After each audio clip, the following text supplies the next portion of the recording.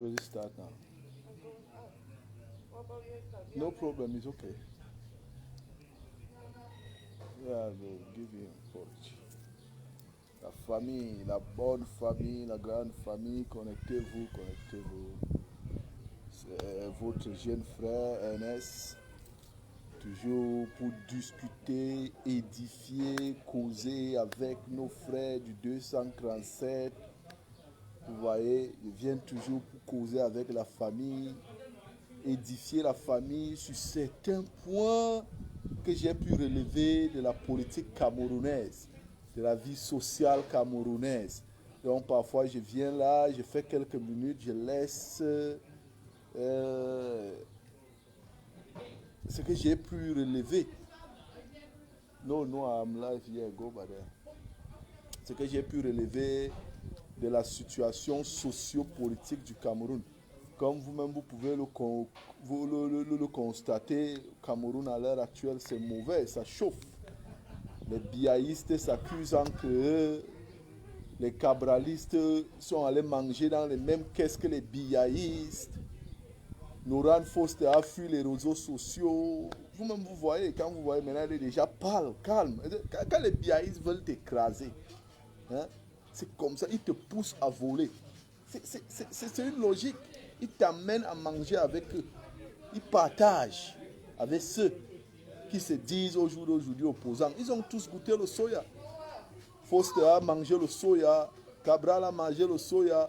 Joshua Oshia a mangé le soya. Il n'y a que Kamto qui n'a pas mangé le soya. C'est pour ça qu'ils ont réuni toute l'opposition. Ils sont en train de réunir tous les opposants contre Kamto. Parce que Kamto refuse de manger le soya. Hein? Ils sont prêts à tout. Ils sont en train de réunir les opposants du Nord, les opposants du Sud, les opposants de ceci. Aller même chercher le vieux là, comment il s'appelle là, celui qui raconte ses bobas, le père du Nord là, que oh, Kamto, c'est sa feuille de route que Kamto utilise au jour d'aujourd'hui. Que Kamto est parti prendre son éditorial. Yeah, make in a minute. Kamto est parti prendre son éditorial, Kamto est parti faire ceci. Vraiment, on ne comprend plus rien avec les opposants camerounais. Le nom de Kamto va vous caler à la gorge. Vous aurez tous la gorge comme Djamen avec le gouffre au niveau de la gorge à cause du nom de Kamto. Hein? Et qu'à ce qui nous concerne, on a vu le message de Sissoko Ayutabi, parce que certaines personnes, les illettrés du gouvernement Biya l'appellent pasteur, mais ils ne savent pas que c'est un message de guerre qu'Ayutabi était en train d'envoyer à ses partisans. Vous voyez, c'est un message de guerre qu'il était en train de les envoyer, que je vais vous décrire, je vais décrypter avec vous aujourd'hui, ceux qui ont pu voir le message d'Ayutabi qu'il a envoyé, se faisant passer pour un message biblique. Mais sachez d'abord que la Bible, c'est un livre de code. Vous voyez, on s'envoie, les intellectuels s'envoient les messages par des versets bibliques que je vais vous expliquer. Hein? Ayutabe parle du livre de Joseph. Joseph qui a été reconnu en Égypte finalement comme le Sophnaf Panéa, c'est-à-dire l'homme le plus puissant d'Égypte après le roi.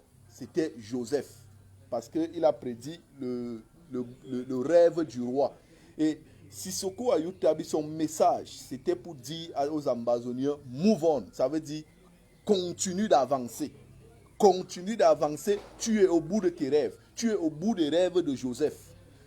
Tu as déjà été reconnu par Dieu. Tu as déjà été récompensé par la veste, qui est quoi? Le pouvoir. Qui est quoi? La force, la domination. Cette veste que son père, le père de Joseph, a donnée à Joseph. Vous voyez, avant qu'il ne soit vendu par ses frères en Égypte. Et il est dit, même vos frères vont vous détester à cause de ce pouvoir. Donc il veut les faire comprendre, même les francophones, à cause de vos richesses, ne vont pas vous aimer. C'est ce qu'Ayutabe dit à ses adhérents, ces Amba boys, que continuez à avancer. Pour les illettrés biaïstes, j'ai vu leur post aller. Ayutabe est devenu pasteur à Konangi. Quelqu'un envoie un message de guerre devant vous et vous l'appelez, vous dites qu'il est devenu pasteur. Ces biaïstes, c'est que des illettrés. C'est des gens qui ne connaissent même pas comment décoder des messages. Hein? Ils ne savent pas ce que c'est que la communication politique. Ils ne connaissent rien en tout ceci. Mais ils se lèvent en ligne, ils bavardent, ils racontent du n'importe quoi tous les jours. C'est biaïste. Hein? Ayutabi Akonangi envoie un message de guerre. Et vous allez voir les exactions bientôt. Hein? Ce sera plus grave qu'avant. Parce que depuis, Ayutabi n'a pas parlé. Ce qui veut dire quoi? Ayutabi attendait une sorte de négociation avec le régime en place. Ayutabi attendait une sorte de vrai dialogue. C'est pour ça qu'il n'a pas parlé depuis. Et maintenant qu'il est sorti, il dit à ses ambaboys que my message today is to tell you to move on, to carry on. Donc mon message d'aujourd'hui était pour te dire de continuer à avancer. C'est maintenant qu'on a déjà la veste. Hein? Après la veste, quel qui vient? Le rêve. Et le rêve doit se réaliser. Suivez bien son message à la fin. Quand il donne le prochain verset biblique, il dit, le prochain verset biblique qu'il a donné, c'est la fin de Joseph, quand Joseph devient donc le Sophnaf Panéa d'Égypte, quand il devient le roi d'Égypte. Hein? L'homme en dessous du roi. C'est ce que Joseph devient en Égypte, l'homme le plus puissant après le roi. Donc, c'est le message qu'Ayutabi a passé à ces gens. Pour vous qui croyez que c'était un message biblique, Ayutabi est devenu pasteur à Konangi. Vous riez, vous ne connaissez rien. Vous êtes des... No, it's good. Vous voyez, certaines personnes croyaient que c'était un message de paix. Il est devenu pasteur. Ce n'est pas un message de paix, ce n'est pas un message de repentance. C'est un message de guerre. Ayutabi prépare ces gens à aller à la guerre contre vous. Comme vous ne voulez pas le dialogue, vous les BIS, vous les RDP6, vous passez le temps à vendre le pays, à prêter l'argent. Biya a signé un autre décret récemment. Il a signé un autre décret qui donne autorisation au ministre des Finances à aller prendre d'autres dettes pour venir vous faire comprendre à vous, Camerounais, que la maniabilité du chef de l'État, le don du chef de l'État avec les dettes qu'ils prennent pour rembourser avec les ressources naturelles camerounais hors de leur époque. Parce qu'eux, ils vont mourir. Ce n'est même pas eux qui vont rembourser cet argent qui sont en train de signer des décrets de dette au jour d'aujourd'hui. Et quand je vois les Camerounais qui ne veulent pas se lever, ils sont contents de leur situation de pauvres individus. Donc, le Camerounais a fini par se convaincre que la pauvreté, c'est un état d'esprit normal, que c'est une nature de sa vie. Le Camerounais a fini par se convaincre que le pouvoir n'appartient qu'aux plus de 50 ans.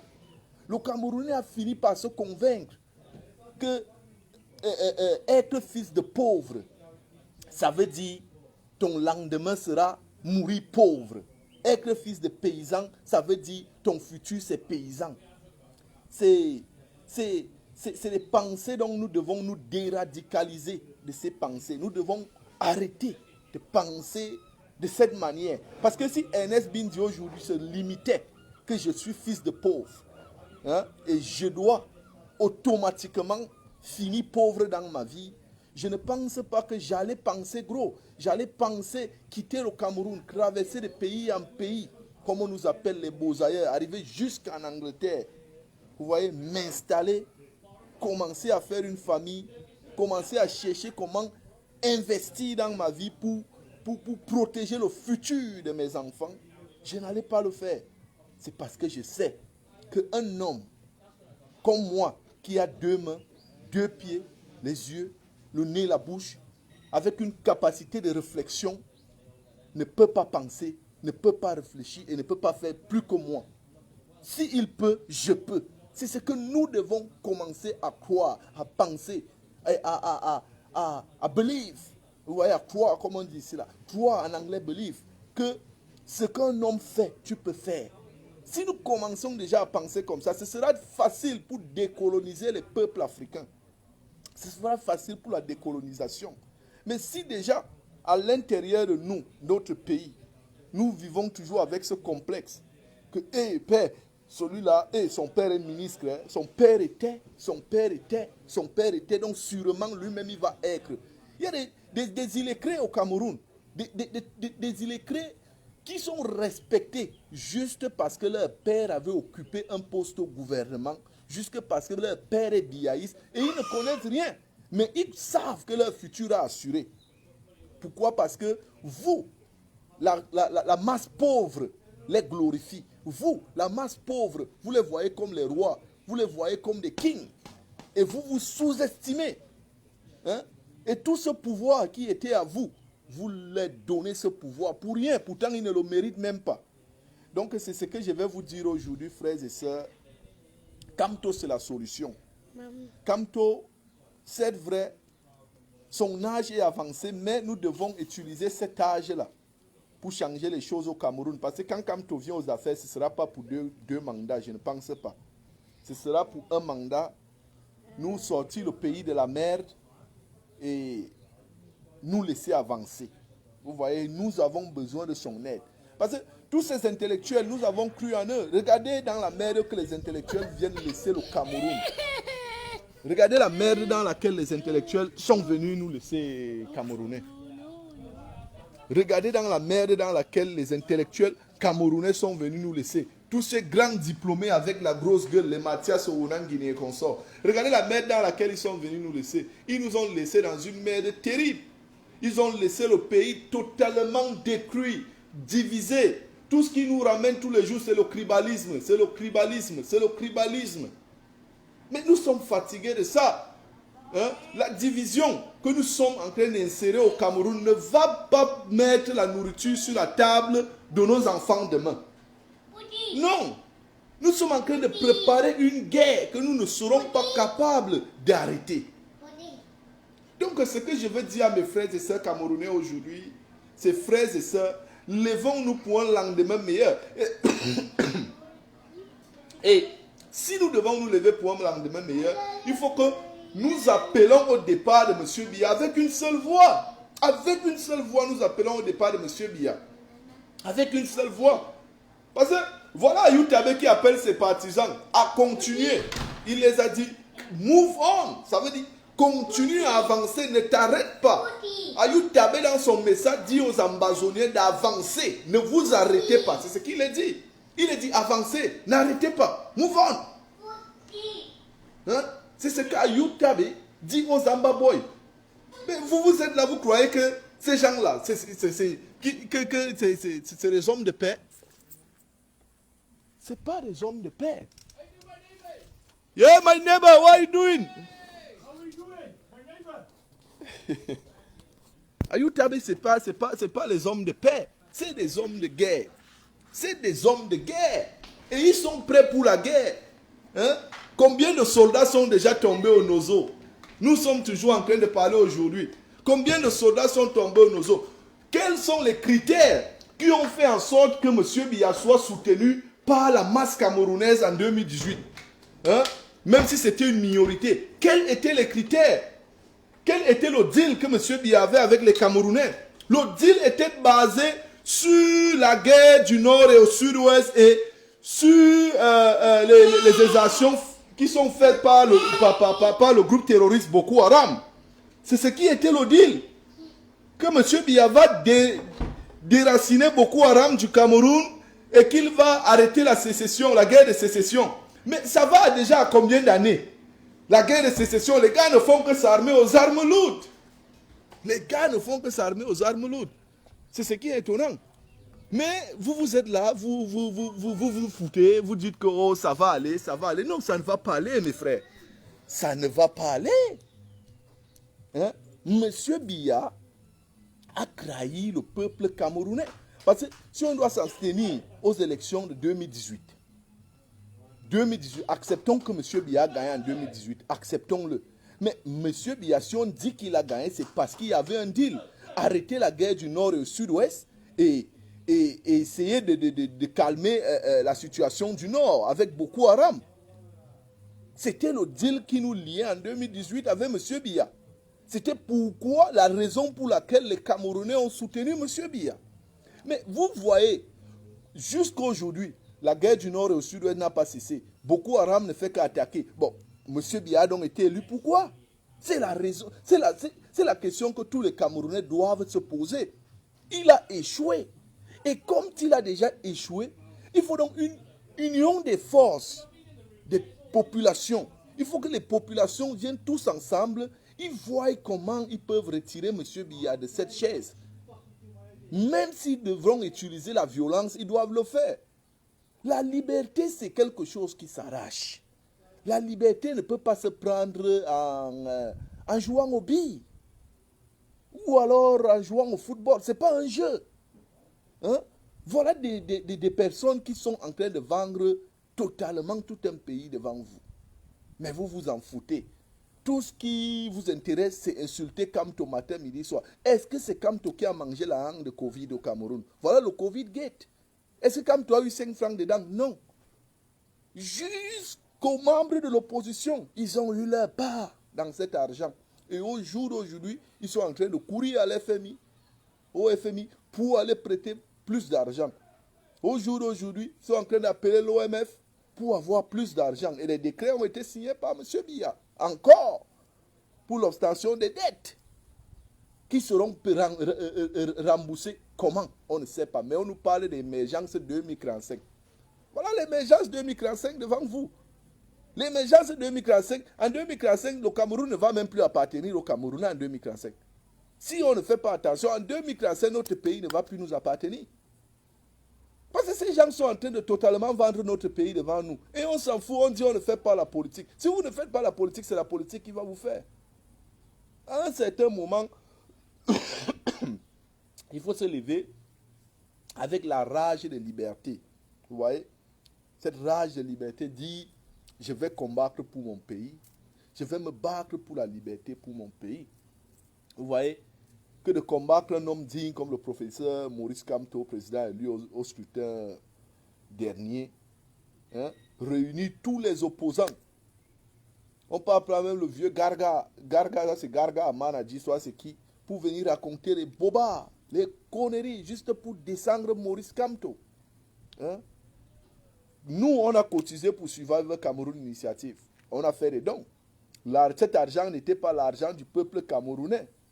C'était l'argent des adhérents et sympathisants du mouvement pour la Renaissance qui ont remis à leur leader, qui ont cotisé dans l'initiative de leur leader, afin que cet argent puisse aider les populations. Mais on a vu un débat sur ça dans toutes les chaînes de télévision. J'ai vu un débat à la CATV, j'ai vu un débat à Vision 4, j'ai vu un débat à Equinox sur cet argent suivant le Cameroun, j'ai vu les débats partout. Mais voilà qu'il y a un vrai problème. Le Covid Gate au Cameroun. Je veux voir des débats sur ce sujet. Je veux qu'on en débatte. Je veux qu'on nous dise pourquoi un député de l'opposition comme Cabral Libi et Nouran Foster partent gagner des marchés dans le domaine de la santé publique. Hein? Est-ce qu'ils sont à l'Assemblée nationale pour gagner des marchés ou alors pour se battre pour le peuple? C'est des questions que nous devons nous poser. Et il n'y a que, ce n'est que le type de iceberg. Ce n'est que le début. Hein? Ce n'est que la tête de l'iceberg qu'on est en train de voir. C'est sûr, il y a des gros poissons dans ce dossier qui vont sortir.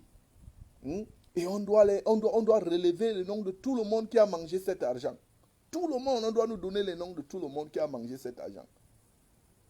Des opposants affamés, comme Cabral Libi. Regardez vous-même un opposant. On vous a dit depuis que Cabral c'est un menteur. Nouran c'est une menteuse. C'est des bandits. On a fait comprendre ça au peuple camerounais. Mais comme les Camerounais sont têtus, je ne sais pas, le Camerounais, vraiment, je ne sais pas comment Biya fait avec le cerveau de mes frères camerounais. Je ne sais pas. Je ne sais pas. Mais il suffit seulement, vous avez vu même Steve Fa, il est allé en Côte d'Ivoire dernièrement, lui-même il a compris. Dès qu'il est arrivé en Côte d'Ivoire, il a compris que le Cameroun c'est l'enfer. Il faut juste sortir du Cameroun pour comprendre ce que c'est que le Cameroun. Je vous jure, Paul Biya a mangé le cerveau des Camerounais. Je vous le dis. Ce monsieur a vendu le cerveau des Camerounais. Et il faut une union. Il faut que les Camerounais commencent déjà à s'aimer entre eux, à s'unir. Parce que le problème au Cameroun, c'est que le Cameroun ne se rend pas compte que le Camerounais n'est pas l'ennemi du Camerounais, mais il y a deux groupes. Il y a deux groupes, ceux qui mangent et ceux qui ne mangent pas. Mais ceux qui ne mangent pas sont plus nombreux que ceux qui mangent. Vous voyez? Mais ceux qui mangent nous font croire que non, ils mangent pour notre tribu. Pourtant, nous sommes affamés. Hein? Vous voyez les pères du centre là, les pères du nord et tous les Kavaï. Kavaï vous dit qu'ils mangent pour le nord, mais le nord est affamé. Hein? Les Serge Laurent et Tsuningwa, ils vous disent qu'ils mangent pour le Sancre. Mais le Sancre est affamé. Hein? Les Mbargangele, tous ils disent qu'ils mangent pour le Sancre, mais le Sancre est affamé. Hein? Donc, il faut que nous comprenions qu'il n'y a que deux groupes. Ceux qui mangent et ceux qui ne mangent pas. Et ceux qui ne mangent pas doivent s'unir pour attaquer ces gens. Attaquons-les. C'est des bandits. Monsieur Biya, c'est un gangster. Monsieur Biya, c'est un gangster. Je vous dis, c'est d'abord un incompétent. Mais comment vous voulez qu'on vous prouve que quelqu'un... Je vous ai déjà prouvé par A plus B. C'est pour ça que j'ai arrêté les directs. J'ai pris le temps d'étudier qui est M. Biya pour vous prouver son incompétence. Et je l'ai fait. J'ai prouvé l'incompétence de M. Biya au Camerounais. J'ai prouvé au Camerounais que M. Biya n'a jamais rien créé. Même son propre parti politique, il n'a pas créé. Je vous l'ai prouvé. Il a juste changé le nom du parti d'Aïdjo à son parti, au Rassemblement démocratique du peuple camerounais. C'est une imposture. Il ne connaît même pas comment créer un parti politique. Hein? Je vous l'ai prouvé. Je vous ai prouvé que M. Biya, c'est un ancien colon. Hein? Lui-même, il le dit souvent très bien qu'il est le meilleur élève de la France. Yeah? Il est le meilleur élève de la France. Biya, c'est l'élève des colonies françaises. C'est l'élève des colonies françaises. Est-ce que vous avez déjà vu un pays colonisé par la France décoller? Si oui, citez-moi un. Même en Martinique, là-bas dans les Antilles, citez-moi un pays. Hein? Sous le parapluie de la France qui a décollé. Aucun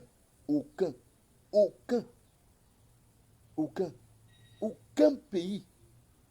Donc, vous devez comprendre la manière que M. Biya a eu le pouvoir à me ramener par la France et soutenu par la France. C'est l'élève de la France qui a été placé. C'est la France qui nous contrôle.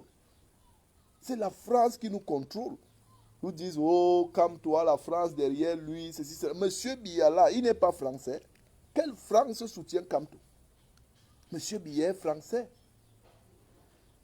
C'est la France qui nous domine là derrière M. Biya. C'est la France. C'est la France qui nous pille, qui nous vole à l'aide de M. Biya. Ça fait combien d'années que M. Biya est au pouvoir? Presque 40 ans. Qu'est-ce qui a changé au Cameroun? Rien. Rien. Ce n'est pas... on peut avoir les mêmes problèmes. Vous voyez, avec les différents administrateurs, différentes administrations, différents présidents, vous voyez, là, c'est un peu... On peut digérer ça. Mais quand vous avez les mêmes problèmes pendant 40 ans avec le même gouvernement, c'est que le leader est incompétent.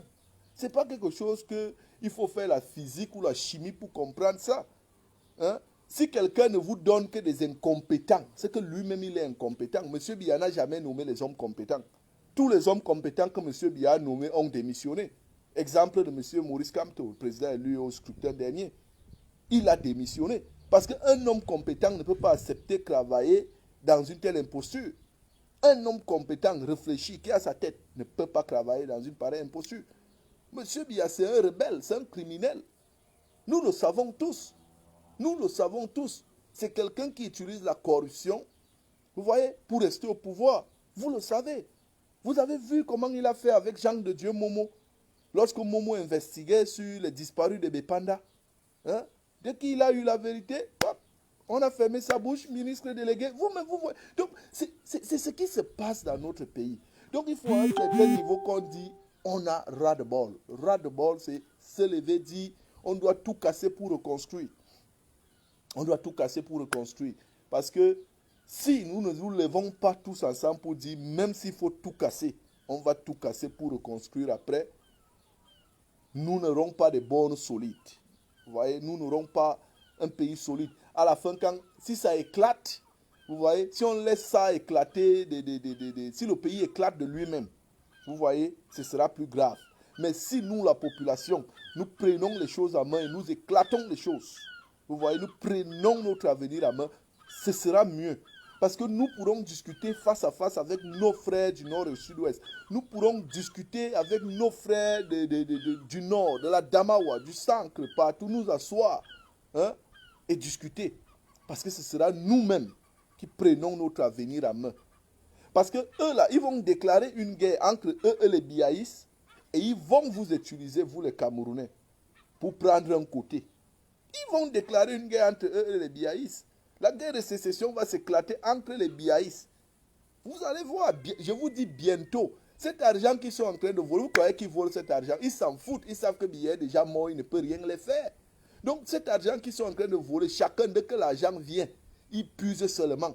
Imaginez-vous là, on ne vous fait même pas les comptes, mais les Camerounais, réveillez-vous, on ne vous fait pas les comptes de l'argent qu'on ne fait que prêter, mais on ne fait que prêter l'argent. Vous ne demandez même pas que vous prêtez, même que ce que vous avez d'abord prêté, vous avez fait quoi avec? Vous attendez que le FMI les demande des comptes ou l'OMF les demande des comptes pour que vous ici, vous sortez dire que oh, c'est monté, c'est descendu. Mais frère, ne soyons pas ridicules à ce niveau. Réfléchissons parfois. Réfléchissons. Le Cameroun, ce n'est pas la propriété privée de M. Biya. Ce n'est pas la propriété privée de quelqu'un. C'est un pays. C'est pour nous, nous tous, les Camerounais. Le Cameroun, c'est pour nous tous. Et moi, je dis toujours, hein, les gens prennent ça comme la blague. Si ce pays-là, vous voyez, si dans ce pays, vous voyez, si dans ce pays, nous décidons de le vendre, appelez-nous la diaspora, dites-nous combien le Cameroun coûte.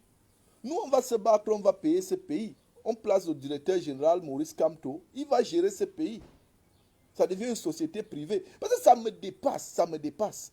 Les gens ne font que prêter l'argent. Ils vendent les terres aux Chinois. Les mines sont exploitées par les Coréens. Un pays comme le Cameroun posé au golfe de Guinée, avec le plus grand gisement de diamants au monde.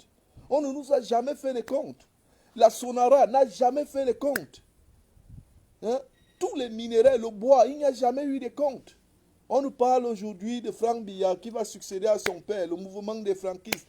Depuis des décennies qu'ils vendent le bois, ils vendent l'or, le diamant. Il n'y a pas eu de compte. Jamais. Il n'y a jamais eu de compte. On méprise le peuple. Ils disent que tout les appartient. Mais nous, on est là, on s'en fout. On dit, hey, moi, mon père était pauvre, moi, je ne serai moi rien dans ce Cameroun. Mais frère, ça fait pitié notre manière de penser. Donc, le roi de bol d'aujourd'hui, c'était pour vous dire, frères et sœurs, que ceux qui disent que Ayou Tabi est devenu pasteur à Konangui, détrompez-vous. C'était un message de guerre que Sissoko Ayou Tabi a envoyé. C'était un message codé, message biblique codé, pour dire à ces hommes qu'ils sont près de la victoire. Bon, je vous simplifie le message qui veut dire, nous sommes près de la victoire, continuons. Et vous savez, nous avons déjà conquis. Donc, essayons même de frapper plus fort. C'est ce qu'Ayou Tabi dit parce qu'il les a dit, then he come up with another dream. You know? Come up with another dream. You know? You know? Donc, le prochain rêve, c'était le pouvoir qu'il a été remis par son père. Et le deuxième, c'était lui en train de rouler sur tous ses frères, être le maître de ses frères. Vous voyez?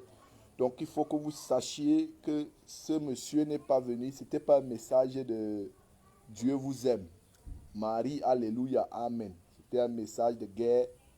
Je suis sûr qu'il y aura des frappes plus violentes dans des zones amazoniennes bientôt, après ce message de Ayou Tabi, que les biaïstes ont pris à la légère, comme on le dit toujours. Mais ça fait pitié que le Cameroun vive une pareille situation avec un président mort, absent, qui ne répond plus aux critères de son peuple, mais que nous soyons toujours là à s'entretuer pour le maintenir au pouvoir. Je ne connais même pas le bénéfice que nous gagnons en maintenant un pareil vieux au pouvoir. Même Mugabe qui était plus utile que lui. Mugabe était plus utile pour l'Afrique que Biya. Quand il a vieilli, son gouvernement a dit, non, vieux père, va te reposer en Afrique du Sud. Calme-toi, on ne va pas te toucher. On ne va pas toucher à ta famille, on ne touche à rien. Va en asile là-bas. On a envoyé, grâce Mugabe, on a envoyé ses enfants et tout le monde. Et on a donné le pouvoir à Edison Mnangagwa qui était en asile. On a ramené Edison Mnangagwa au Zimbabwe pour lui donner le pouvoir. Donc vous devez donc comprendre que Biya à l'heure actuelle, si Mugabe qui était plus utile pour l'Afrique que Biya, parce que Biya n'a rien fait pour l'Afrique, quelque chose, Biya n'a pas laissé une legacy panafricaine, une legacy vraiment, comment je peux dire, une legacy solide au bénéfice de l'Afrique. Biya n'a pas pu le faire. Mais on a vu les baobabs comme Robert Mugabe. Mugabe a laissé une legacy qui, qui, qui donne envie de déguster. Parce que j'ai des livres de Mugabe ici, quand je les lis, c'est avec amour. Vous voyez, c'est un parcours d'héros. Vous voyez, quand tu lis, tu veux devenir Mugabe, tu veux être Mugabe.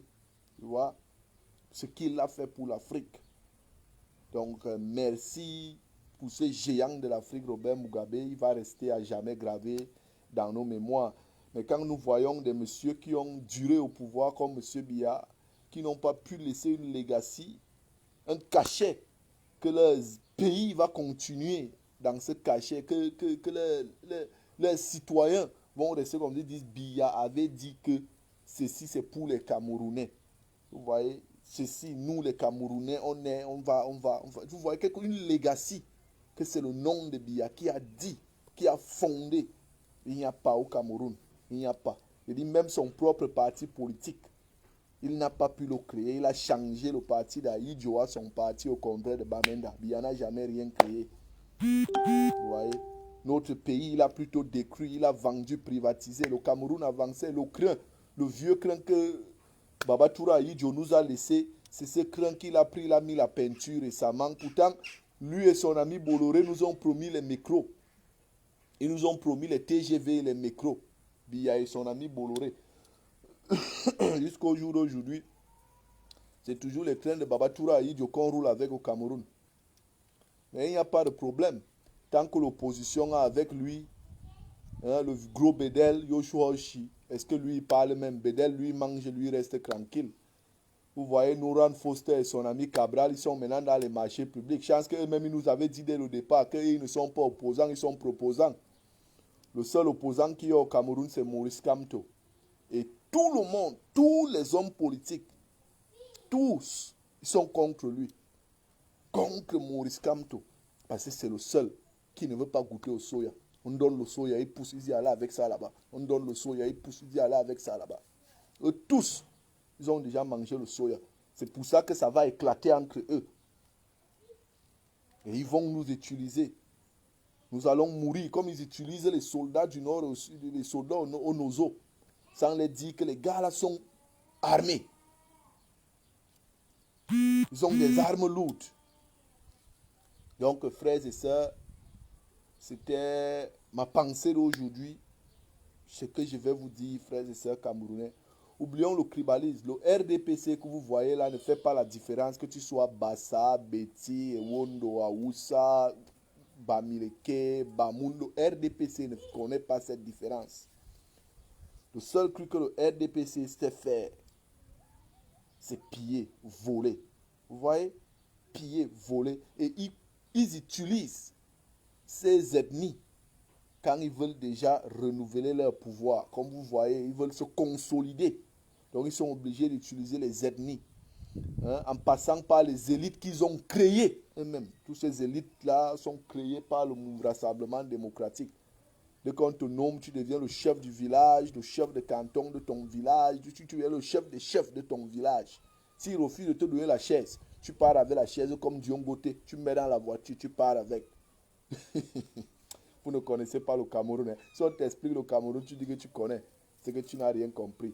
Donc, ce que je vais vous dire, frères et sœurs, s'il vous plaît, de grâce, si nous ne voulons pas voir le sang couler notre pays comme de l'eau, parce que ce sera grave bientôt, s'il vous plaît, levons-nous, arrêtons-nous la main, que tu sois Bamileke, Bamouna, Oussa et Wondo et Ton, allons-y réclamer le départ de Nomdji. S'il n'y a pas, vous allez voir le changement dans ce pays. Parce que c'est tout un régime qui va partir. On ne va pas les jeter dehors. Ils vont fuir eux-mêmes. Ils vont fuir eux-mêmes. Ils connaissent ce qu'ils ont fait dans ce pays. Ils vont partir eux-mêmes. Vous n'aurez pas à demander à quelqu'un d'aller demander l'asile. Non, ils vont partir eux-mêmes. Ils connaissent. C'est des voleurs. C'est des criminels, des sanguinaires. C'est des menteurs. Tous ces membres du RDPC. C'est des voyous. L'adhésion au RDPC, c'est le voyoutisme. Il faut être voyou et bandit, sanguinaire pour adhérer dans un pareil parti. Je vous le jure. Donc, merci à toutes et à tous, frères et sœurs. Partagez ce message. C'était votre jeune frère Ernest Binzi. C'est le coup du samedi. Bonsoir. Au revoir.